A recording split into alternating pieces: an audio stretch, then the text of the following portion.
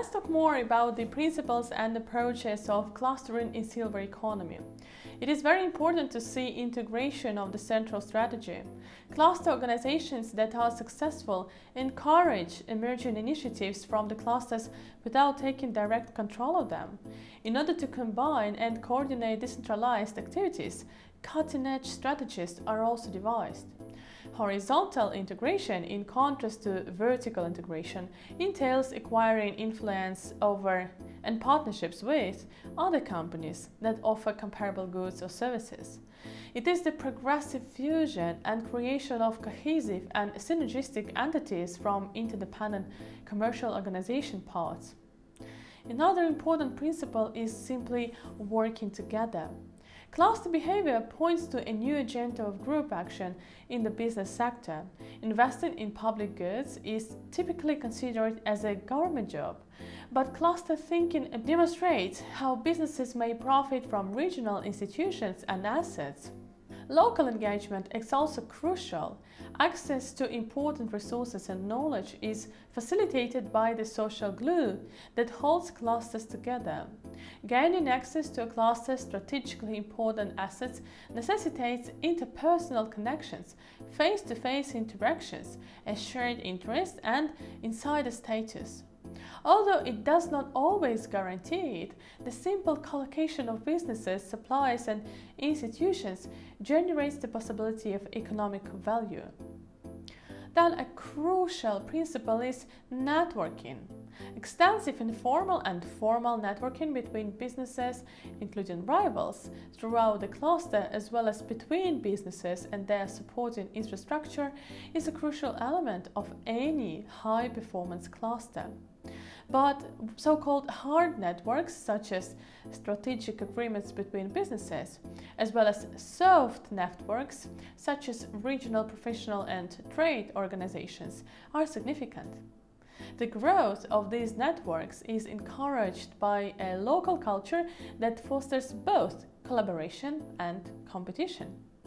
More than just lobbying the government under a different name is involved here. Innovation increasingly depends on tight collaboration between the scientific community and the commercial community. With the cluster's individual parts communicating tacit knowledge most effectively when they are close to one another.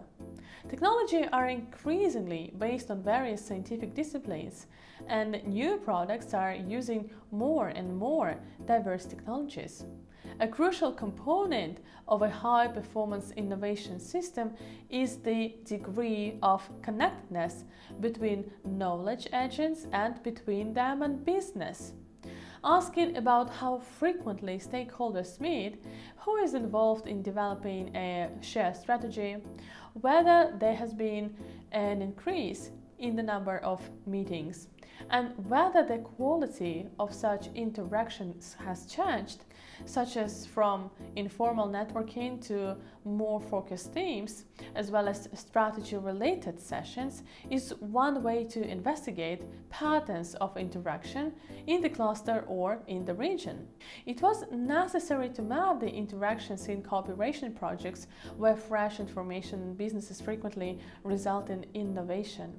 Understanding the nature and types of interactions and collaborations provides information about how interaction patterns are changing. In addition, it is extremely important to understand the context, culture, history, and geography. It is necessary to pinpoint the crucial factors that contribute to the region becoming what it is now. Understanding the region's history, geography, demography, and significant historical events would be very helpful in understanding difficulties with regard to future developments. It is necessary to map the cluster's local context. In this analysis, cultural characteristics and other aspects of the current situation are presented. Understand the drivers of change. The mapping of the region's landscape and the clusters to understand how they are changing is the next part of the investigation. Some of these forces include shifting geopolitical markets and power structures, for instance EU internal market and policy directives, national and EU laws and regulations, digitalization of businesses and industrial processes, social network developments, and so on and so forth. It is necessary to identify the specific change agents that have an impact on local, regional, and cluster developments. Experts and important stakeholders are reliable sources of information on the forces driving change, which could be crucial for the understanding of the cluster's context.